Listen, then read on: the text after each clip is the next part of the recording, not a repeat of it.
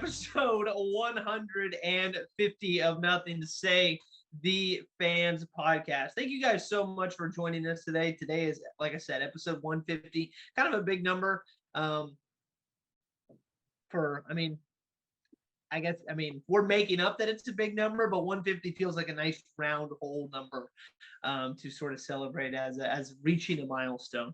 So Sam, congrats on 150 episodes. I mean, we've been doing this for a long time. Hey man, we limped right into 150. I think we're probably on about 3 shows in the last 2 months, but we're getting back into the groove of it. I know we are getting back into the groove. We've had a little bit of difficulty with scheduling in school. I'm coming up on finals. Sam is working like 500 hours a week. It's been rough, but we still really enjoy doing this, and it's a nice break in the week and something to look forward to. However, go ahead. However, no, what's however? Oh, I was going to say, however, last week we didn't get to enjoy that little break as we took a week off for Thanksgiving, and I would like to say that Thanksgiving was this wonderful holiday spent with family enjoying great food, but Sam and I actually spent it kind of together for under different circumstances. So Sam, lay out what got you all the way up to Thanksgiving. Well, my roommate, my lovely girlfriend, she left me all alone because I had to work Black Friday day. So I was all alone from Wednesday to Saturday, and Thanksgiving Day was just filled of, I watched every single football game that day from start to finish, and drank a half gallon of eggnog in one day. Nice. I mean, it was everything it was supposed to be and more. I was so thankful. I mean, you're probably not going to appreciate this take, but I've never really understood the fascination with eggnog. I feel like it's a bit of an acquired taste. Well, it tastes good. That's what it is. That's the fascination with it. It tastes really good. You're also the same guy who said he likes Brussels sprouts, and so I can't really trust your food takes. Mm-hmm. Brussels sprouts are good. The Pat McAfee show, big time debate was mashed potatoes are trash. And I could not disagree more. I could not disagree more with that take. Mashed potatoes. I mean, we could talk about it for a sec, just because Thanksgiving was. I think mashed potatoes are my favorite part of Thanksgiving. I was about to say, I think it's my favorite dish, and I don't get me wrong, I think a lot of people, at least a lot of people that I've come into contact with, don't actually like turkey all that much. I like turkey, but I do think that turkey is made a lot. I don't even know. I mean, I don't want to bash on turkey, but I think if you wanted to sort of the bird's already dead, Jason. You can put it out of its misery.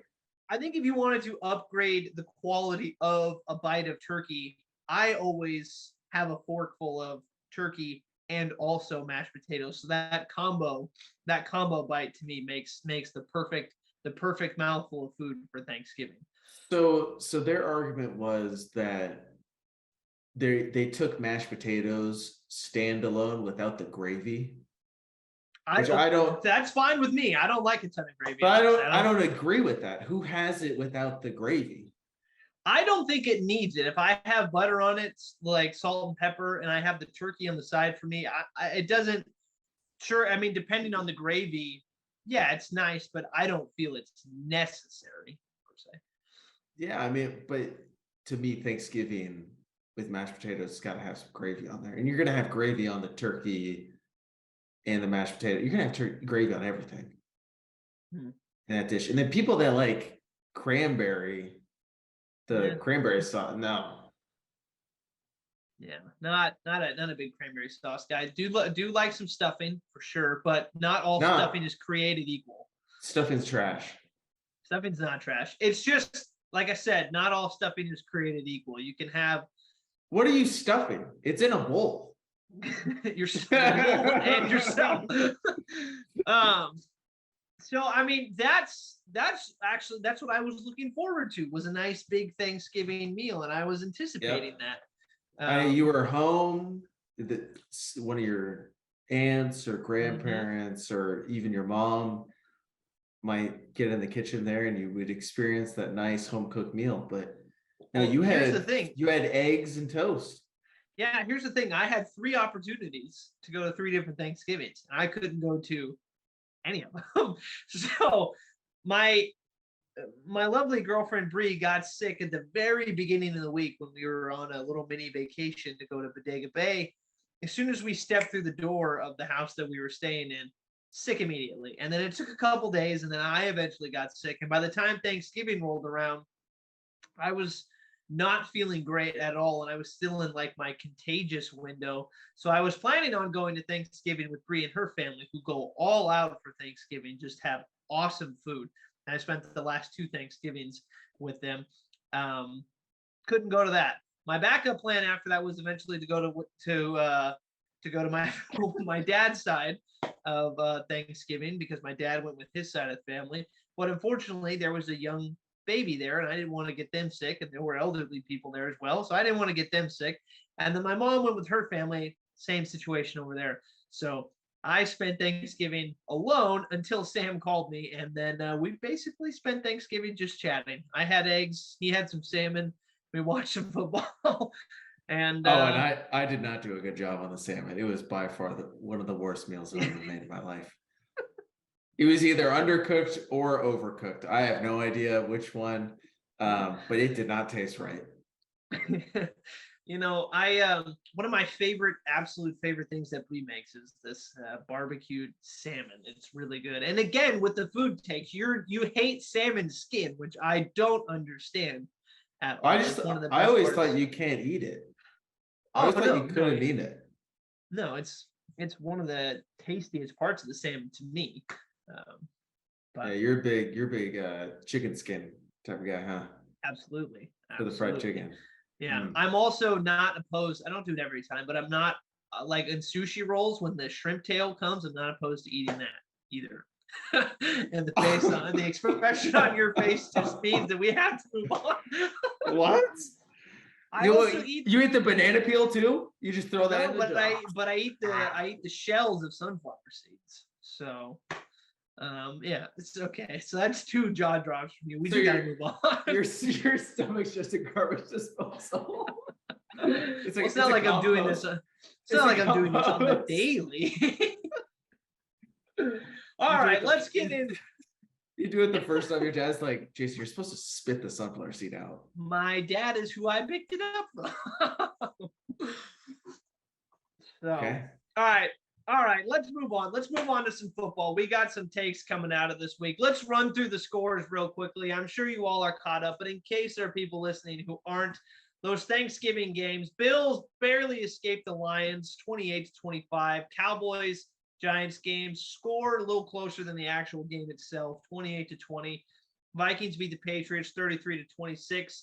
Dolphins over the Texans. That's that early. We're now into the early games on Sunday. Dolphins beat the Texans 30-15. The Bengals in it last year's playoff rematch game. Bengals beat the Titans 20-16. The Broncos just fell apart against the Panthers 23-10. Although I guess you can't fall apart if you were never together. The Jets beat the Bears 31-10. And Mike White put on a show. And you know, how fun would that game have been if Justin Fields would have been playing? Could have been a very different scene. Yeah. The Commanders suddenly are 7-5. If you look at the NFC East, it's crazy to see the records of everybody. The Commanders 7-5. The Giants are 7-4. The Cowboys are 8-3. The Eagles are 10-1. They're easily the best division in football. Tom Brady loses to the Browns 23-17.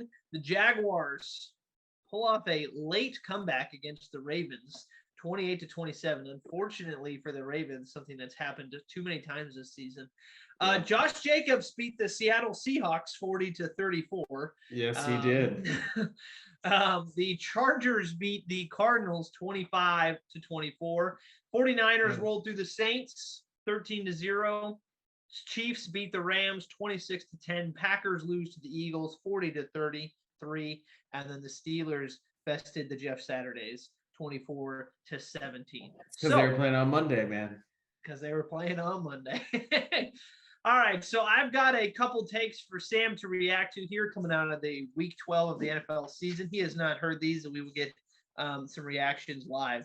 So, first one, I will start with the New York Jets. So I'm going to say this to you, Sam. You're going to tell me whether or not you agree or disagree. So, Zach Wilson will not play another game as the starting quarterback for the Jets going forward. This season, next season, ever again.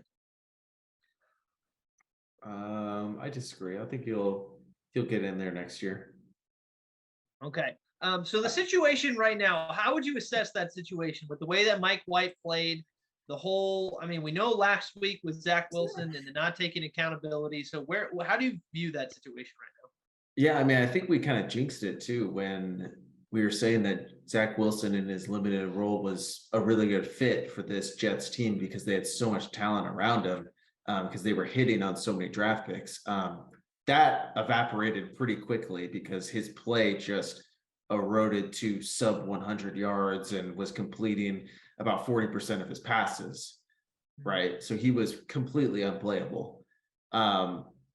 And we saw this last year from Mike White. He had a really good start. I think a couple good starts last year. But he's prone. I mean, who knows really what Mike White is? He's from what? Western Kentucky. We don't really know what Zach Wilson is at this point. Could I see Mike White go into a slump and then they're forced to put Zach Wilson? I think the fact that they put so much draft equity into Zach Wilson as the second overall pick just means he's going to have another shot. Whether it be this year, I don't think it's going to be this year because I think they're just going to be pushing for the playoffs, but I think he gets another shot next year. So one of the most damning things I think is that in the regular season so far for Zach Wilson, he's thrown 4 touchdowns. On Sunday, Mike White threw for 3. Yeah, they looked good. Game. All the wide receivers seemed like they were having a lot more fun with Mike White out there. And one of the things that was pointed out on Get Up, which this morning, which we're recording this Monday, was the fact that after the game was over, all of the players sort of kind of ran over to Mike White while he's doing the post-game interview. They seem to be celebrating with him and they're happy for him, not only that they won, but happy for him. And it just indicated maybe to, people on the outside looking in that they like Mike White. And they really rallied behind him. And it's one of those situations where, God, if he keeps playing well, I think you have to ride with him. The interesting thing is going to be if he starts to slump, and then now you're in a situation where do you stick with Mike White because it appears the locker room really likes him, or do you go back to Zach because you need to really figure out whether or not he's going to be your quarterback going forward? It's a weird situation to be in. No, I think it would be best for Zach at this point. I think it's best for everyone if Zach just sits the rest of the year. And he still is going to be with that coaching staff. If I'm that coaching staff, I'm going to be with him, making sure that he is really honing in and learning. That's the biggest thing, and takes this as an opportunity to really continue to grow as a QB. If Mike White starts to struggle, put Joe Flacco in. I don't think you can flip-flop because that's just going to either mess up Mike White if you think he's going to be the future, especially if he gets injured, right? You throw Zach Wilson in. I think that just muddles everything up for this team. Yeah. If I was betting on it, I think I would tend to agree. The consensus that I heard this morning on ESPN was a lot of people were saying that they do not believe Zach Wilson is ever going to be the starting quarterback for the Jets again. I think you and I are both on the opposite side of that in the sense that I still think I'd be shocked if they move on from him this quickly after the season. I think you're right. I do think there is an opportunity here for Zach and the Mhm. organization to sort of have him take a step back, learn, mature a little bit. I can't really, I don't want to make, assumptions about his maturity. I'm just going off Hey, of what I've get heard and what I've seen. But um, it feels like that is one of the biggest questions about him right now. And if he takes this time, I mean, hell, Joe Flacco was in the quarterback room with him. I feel like Joe Flacco would be a great person to learn under. You have a Super Bowl winning quarterback here. he's been there. He's been there the whole time, though. Yeah. Where's that learning? It hasn't really shown through. Well, I think maybe, I mean, who knows if there was any, um, coaching on that front, because there's a difference obviously with coaching, the, the play, but also just, I mean, there's so much else that goes into being a quarterback. And even if Joe Flacco isn't the greatest quarterback of all time, maybe it's not necessarily the play that he can per se help him with. Obviously, he's going to be there and going to help him with that anyway. But Right. just what it takes to be a quarterback in the NFL, commanding the locker room, answering questions right.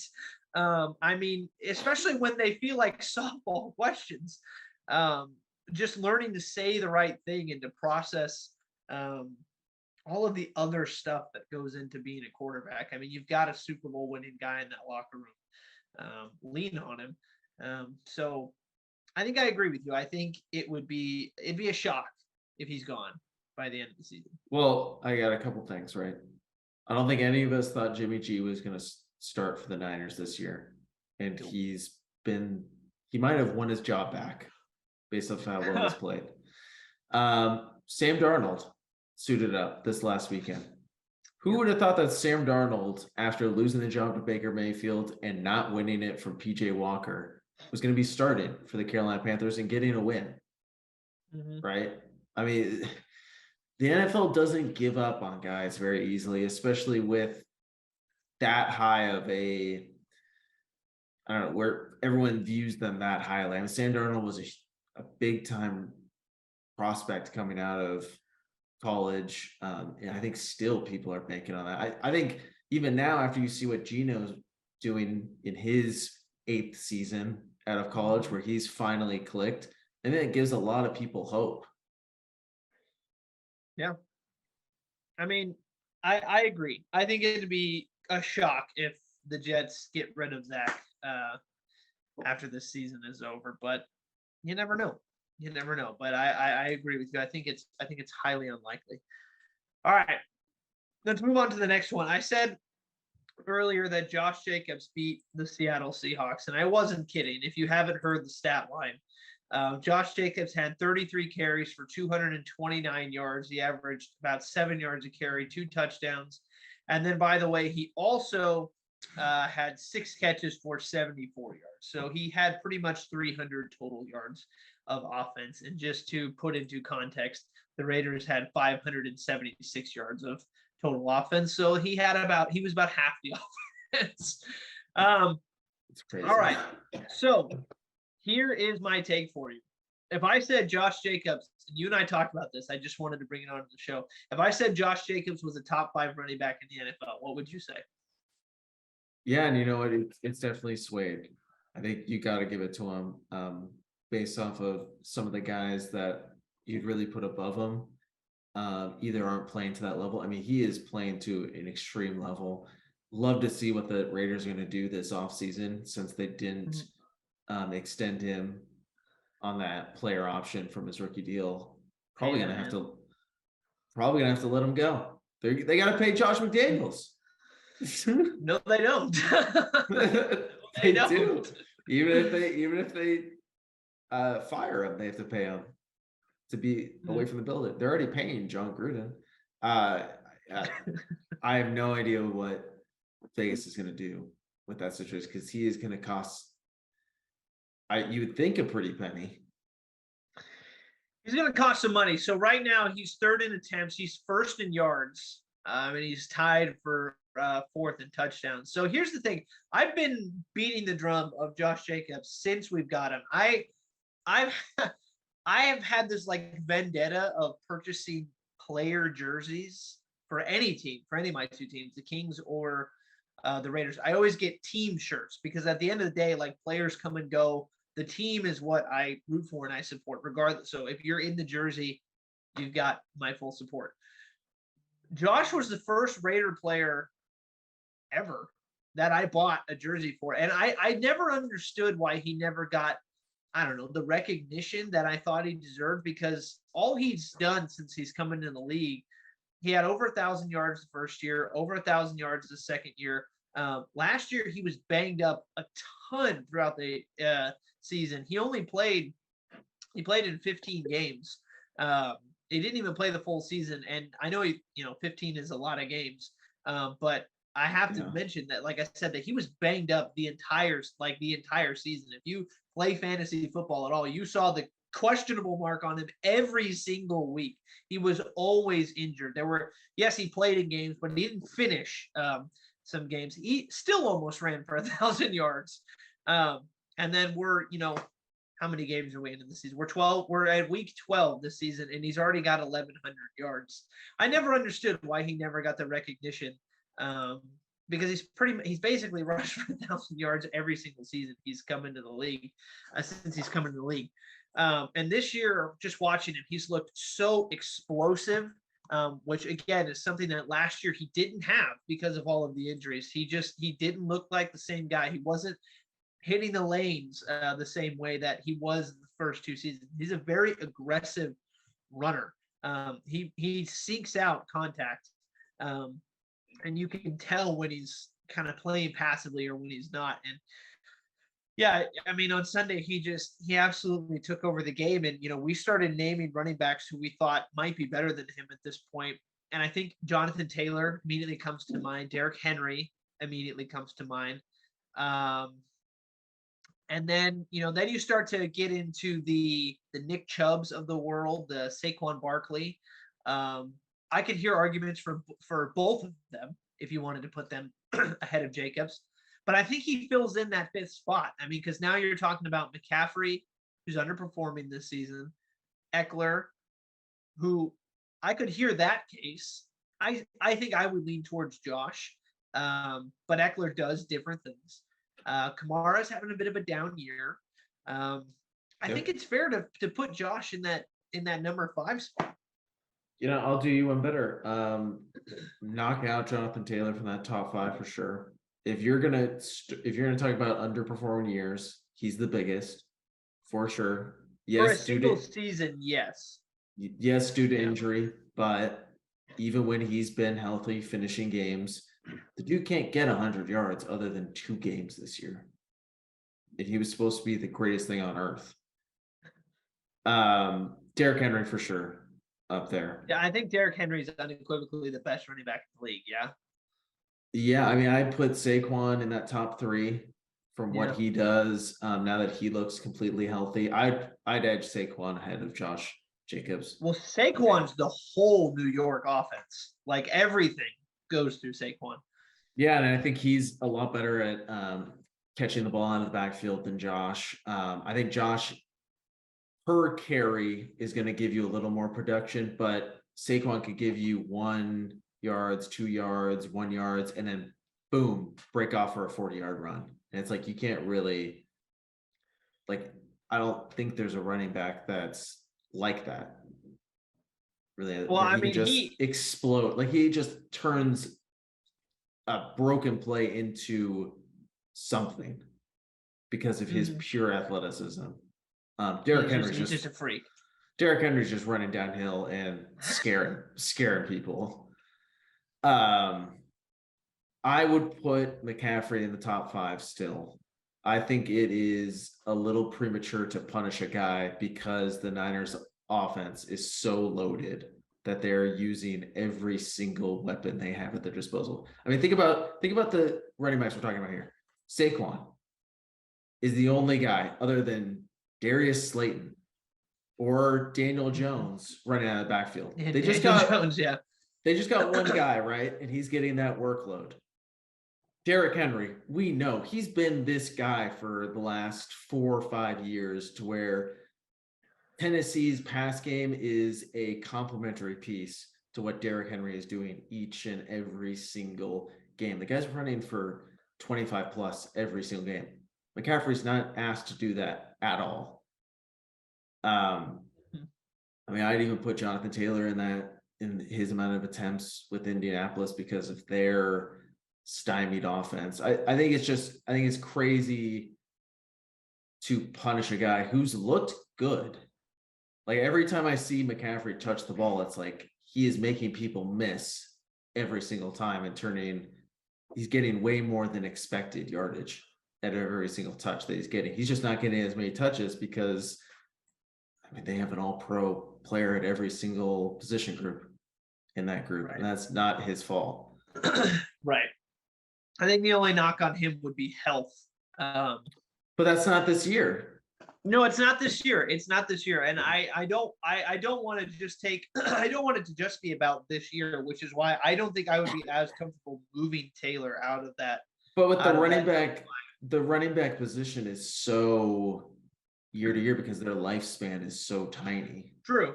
Unless you're Derrick Henry, you can just run through people and not get hurt when you get to Bro, but knock on. I mean, he might get injured. Oh, he got injured last year and he came back. He did get injured last year. Yes. But he could have a pretty awful injury and he could just fall off. I mean, take Najee Harris, right? Who had a great year last year and then fell off this year. And nothing's changed. The offensive line is pretty much, they might have lost some pieces, but like that position is just, it's year to year for sure. Yeah. Well, as long as Josh is in your list for the top 5, I'm cool with that. Your opinion is all I care. Your opinion's all I care about. The dude put up 300 yards in a game. I mean, you're not getting that from, you're not getting that. But at the same time, McCaffrey did something that no player has done, period, except for him and LT and one other guy in the NFL history, right? Throwing, catching, and running. Was it Sanders? It was LT. I know, but I thought you said him and one other guy with. It was like some guy in the 70s. I can't remember what his name was. Oh, okay. I was gonna say I feel like maybe it's not Sanders. It's Miles Sanders, the GOAT. He might be in the top 5. Miles Sanders, the GOAT. Yeah, the one week I didn't start him. Yeah, that would have won me the week too. All right, so speaking of McCaffrey, I just wanted to throw in the 49ers here for you. We don't have to spend a ton of time on them since we just talked about them a little bit. But if I were to say that the 49ers are not going to lose any of their remaining games, what would you say? I'll read you off the schedule real quick. The Dolphins are coming to town. Yeah, that's tough. They have the Buccaneers are coming to town. Easy. They go on the road to Seattle. Easy. Then they get probably going to lose that game. They're probably going to lose that game in Seattle. They then Washington comes to town. That's a good matchup. They go to Vegas. Great matchup. Wow. They go to Vegas. And then they have the Cardinals. So they have that game might be over like early enough to where they can go hit the slots after. Or probably make make a night out of it. Right, unless Josh Jacobs goes for 300 yards a game. The Niners are a good rush defense team. They are. What would you say? I think that's likely. I think they lose one. I think that's pretty fair to say. This Miami game is scary. Tyreek should be playing. I think he just left the game with cramps, is what it said. They do not match up well with Tyreek Hill. And then adding Jalen Waddle on there. The good thing is Miami's defense is not super strong. So hopefully they could win a shootout, really. I agree. I think they'll lose at least one. I think it's fair to say. But I also wouldn't be surprised if they ran the table, which is why I posed the question. The Dolphins one is tough because Tua hasn't lost a game this year where he started and finished a game. Well, just gotta knock him out then. You hear that, Nick? Folks, you gotta go knock him out. Yeah. The Buccaneers are sliding a little bit. Going to Seattle's tough. It is tough. Yeah. Anything can Washington's happen in that hot. game. Washington's hot right now. They win the weirdest games. I mean, it's we can shake our heads at them all we want, but all they've done over the past couple weeks, I think since I don't know, they have the best record since like I think like over the past like 7 weeks or something. I don't remember what Well, they the got to stat was. if they're 7-5. I mean, I They don't went on remember a what. huge run. Yeah, so I mean, they beat the Texans, so that's a win. They won 3 out of the last 4, 5 out of the last 4. Yeah, so literally in their last 6 games, they've only lost. They lost to the Vikings, but they beat the Bears, they beat the Packers, they beat the Colts, they beat the Eagles, and they just beat the Texans. So it's one of those things where, maybe you don't want to take Washington too seriously, but all they've done is win, and they just win in the ugliest ways. So I don't think you can write them off. And we're talking about the same Niner team that has lost to the Bears, the Broncos, the Falcons. Like those are some gross L's right there. And I know some of those games they had cluster injuries, but those are bad franchises. Now that we can sit here, like that was pre Justin Fields running all over teams, right? So that was a really bad Chicago team. I could see it. I could see the Niners losing to Seattle up in Seattle because they have the division in hand. That Vegas game is no worry.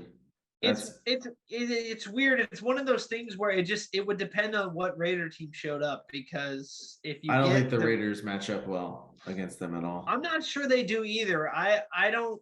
Their run defense isn't. Well, I mean that's not necessarily true. I mean they now McCaffrey and Debo are way different than Kenneth Walker, but they held Kenneth Walker to under 30 yards. That's good in that game.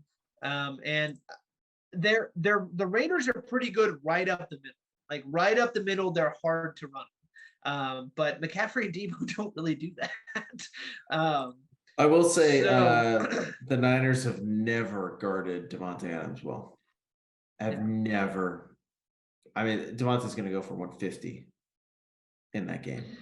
I mean, I'm trying to look back at the games that the Raiders have played. I mean, Jonathan Taylor had a big game against them. Rushing, I think he rushed for about 150. So that's a huge game. I know the Texans running back earlier in the year, Pierce, I know he got him he only got about 92. But they've been pretty good against the run, and pretty good against the 49ers run offense is a little bit different.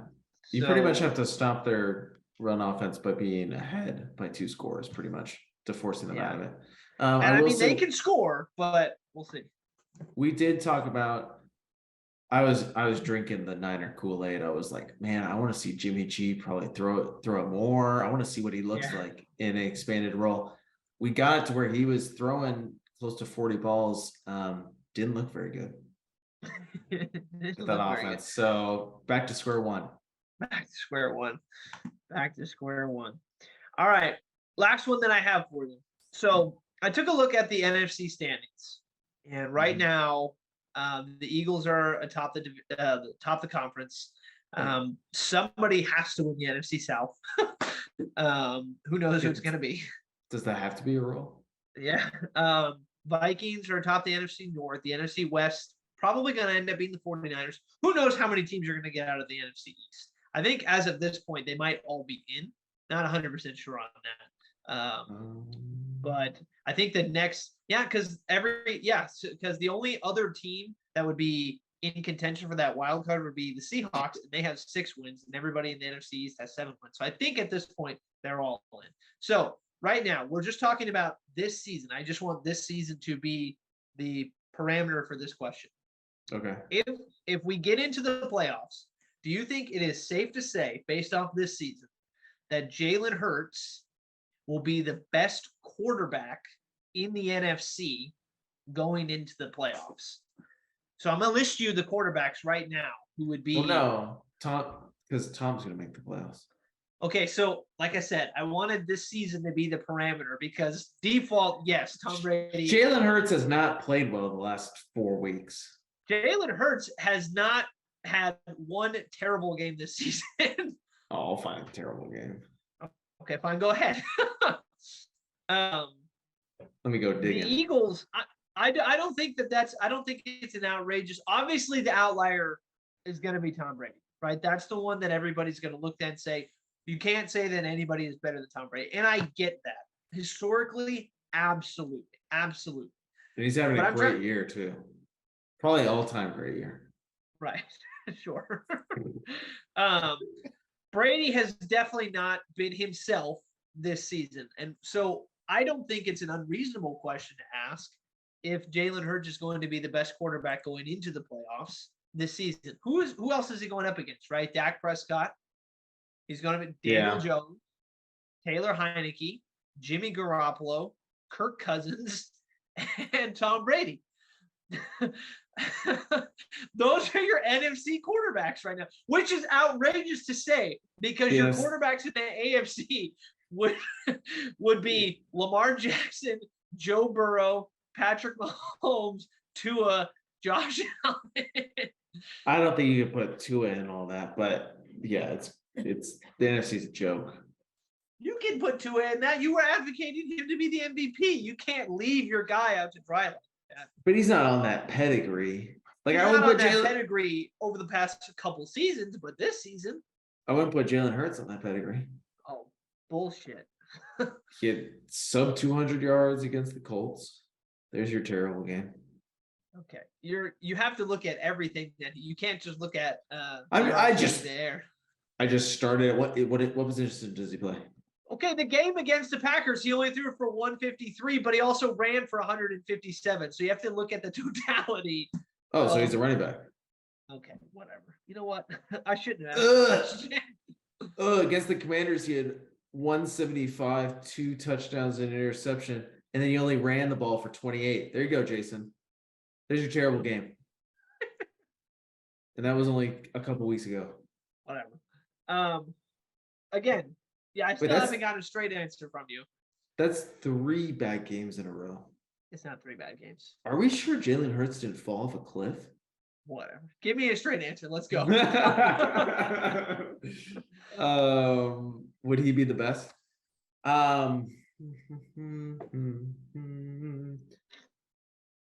That's tough, man. It's an interesting question.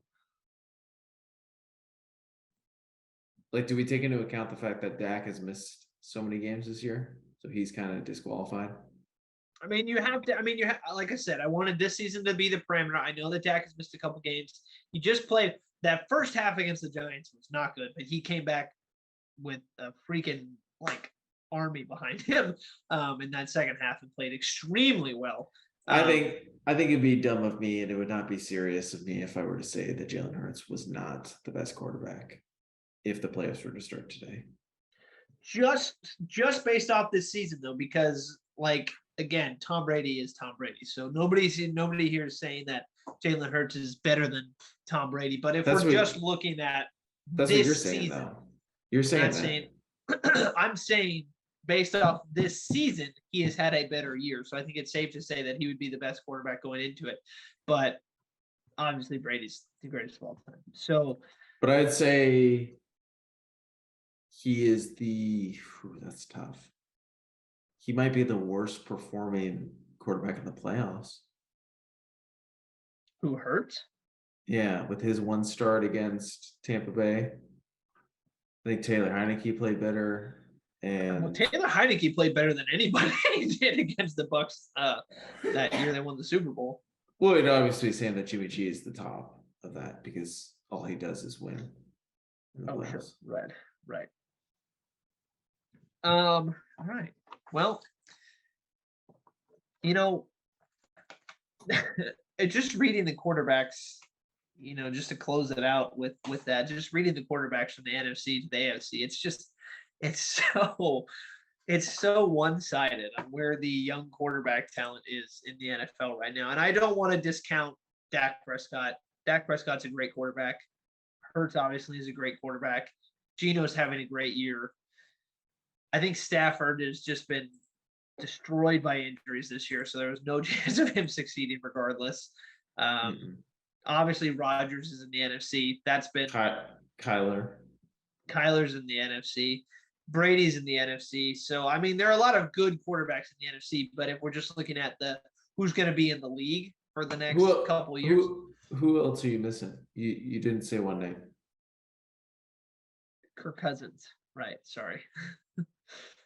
Sorry. Hey, you don't give Derek any respect, so why would I give Jimmy any respect? Dude, Derek's a top 20 quarterback in the league right now. I can confidently say that. Thanks. Go on a limb and saying that. I'm sure he'd appreciate that. All right. Let's make our picks for week 12 of the NFL season. So before we move on to that, I will say that this episode obviously is focused a lot on football. Next week, we will be talking a lot about the NBA. We got a lot to say about the Kings. The only reason why we're not talking about the Kings at the moment is because there's a game on right now. I haven't paused. I don't know what's happening. It's over. The game's over. That's not. I know it's over right now, but I don't know what happened. So I would like to go watch that's fantastic. I would like to see it regardless of the outcome. So that's good. Let's make our picks. Here we go. Week 13. Bills, Patriots. Thursday night football. In New England. In New England. Give me the Bills. Doesn't feel as easy of a choice as it would have looked on paper, but yes, I'll take the Bills as well. New England didn't play that bad against Minnesota. I mean, they had the fluky kickoff return touchdown and the dumb guy that ran into the punter that led to a Vikings touchdown. They played pretty well. The Bears-Packers game is going to be, it was going to be Aaron Rodgers versus Justin Fields. Now it might be Jordan Love versus Peterman. Yeah, Peterman, maybe. Or Trevor Siemian. Or Siemian, yeah. Who you got? It's in Chicago. Give me the Pack. Yeah, in the absence of both the quarterbacks, the Packers just have more talent. So based on that, I'll just go Packers. Falcons, Steelers. That's not very appealing. Give me Mariota. Give me Pittsburgh. Give me Mariota on the road. No, at home. Sorry. Jets, Vikings. Ooh. Give me the Jets. Dude, the Jets defense. So I heard a stat today on ESPN. The Jets are undefeated this year when they score more than 17 points. That's all they need in a game right now. That's how good their defense has been. The Vikings, the last elite defense that they played against, they scored 3 points. Uh-oh. It's a very interesting game. That's a very interesting game. Do I have more faith in the Jets defense? Where is it? Is it in Minnesota? In Minnesota. It's whether or not Mike White can replicate his performance. Because if he can, then I think the Jets win this game. If he can't, then I don't know if That's so tough. That is such a tough game. I'm going to go with Minnesota. I'm going to go with Minnesota at home. And I think if they were flipped and the Jets were at home, I think I'd pick the Jets. But I'm going to go Minnesota. Lions, Jaguars. Yeah, Lions. I'm going to take the Lions as well, only because they're at home. Eagles, Titans. It's another good game. That one's in Philly. I'm going with the Eagles. Give me Tennessee. Tennessee for you. All right. Browns, Texans. Oh, that is the Deshaun Watson game. Uh-huh. Gross. Texans better win. Texans better win. With that being said, I'm going to pick the Browns. I can't pick the Browns the rest of the year. Fair enough. Giants, Commanders. Giants are home. Tough game. Give me the Commanders. Yep, I agree. I'm taking Heineke. Broncos, Ravens. Ravens. The Ravens. Yep. Yeah. 49ers, Dolphins. Give me the Niners. I'm gonna roll with the Niners too. I think the Dolphins, if they're gonna lose a game going forward, I mean, I think they do play Buffalo. They have a tough end of this schedule for them. Yeah. The 49ers going down there, that's tough. I'm gonna take the 49ers and their defense. Rams, Seahawks. Give me the Seahawks. Yeah. Raiders, Chargers. Raiders are at home. The Chargers. The Raiders. I think I've Chiefs, picked against the Raiders every single week. I think this so. year. That's not true. No, that's not true. Chiefs, Bengals. AFC Championship rematch. That is in Cincinnati, by the way. Give me the Bengals and Jamar Chase return.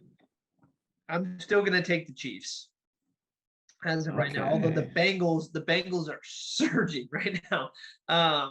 Colts, Cowboys. Give me the Cowboys. Yeah, Saints, Bucks. Give me the Bucks. The Saints suck. All right. Yes, I agree. So I think at the moment we are currently different on 4 games. That's it? Yes. I think we're different on 4. The Steelers, Falcons 1, Jets, Vikings, Raiders, Chargers, Chiefs, Bengals. Tennessee, Philly. You picked Tennessee? Yeah. Oh, all right. I didn't. All right. Never mind then. We're good. 5 games. 5 games heading into week 13. That'll make watching the games more interesting for us because we obviously have pride on the line. So I do actually care when I do too. I do too. It is. I really pay attention to the games. All right. Well, I mean, I pay attention to them anyway, but there's extra cheering going on. So. Wait, you took All the right. Browns? Yeah. So we're only at 5? Oh, that's right. You took the Browns. I totally. No, I took the Texans. Oh yeah. So we're at 6. That's what I thought. Dude, you missed so many. Go back. Go through them. Go through it one more time. We can't go through them again. That's it. And I'll tell you what. You messed up. No, I'll flip on one. I'll take the Jaguars over the Lions. I will take the Jaguars over the Lions. 7 games. I'll take the Jags. That's the most we've ever had. Let's keep going. I was tempted to just take the Bears. Ugh. Because if Aaron Rodgers doesn't play, then I was just tempted to take them. But is Fields going to be? I looked and I didn't see anything at the moment that's saying definitive whether or not he's going to play. Says he has a chance. Yeah. I'll take the Bears. Holy crap, dude! We can't. All right, 8 games. 8 games. That's insane. There's no other obvious game to flip on. Like there's nothing. I'm sure there is. Okay, you know what? If we're gonna ride this train, I'm gonna take the Giants at home over the Commanders. That's not bad. All right, there we go. I don't have any faith in 2 of those picks, but that's okay. those are gonna be dubs for you for sure. But whatever, we're rolling with it. 9 different on 9 games, so that'll be really interesting on Sunday. I'm really looking forward to that. All right, thank you all so much for sticking to the end of the episode. We really do appreciate it. Episode 150 now in the books. Again, we hope you all had a great Thanksgiving.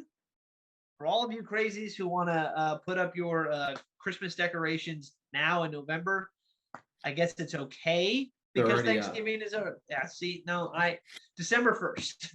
If you put them up before Thanksgiving, that's horrible. That is terrible. I'm driving to your home and taking those lights down. Yeah, wait till November passes, and then on the 1st, if you want to put them up literally at midnight, go ahead. but let November pass. We'll wait for the sun to come up at least. Hey, some people might not. So We All have right. we have our Christmas tree up. We have Bree put some Christmas decorations up, and she broke her own rule. She was a December 1st person as well, but she felt like she really needed some Christmas joy in her life, so she just decorated. That's either the saddest thing or the happy or like the sweetest thing. She just was really looking forward to it. So, all right. Have a wonderful week. We will see you all next week with some NBA talk. And yeah, see you. See ya. Bye. Bye. Yeah.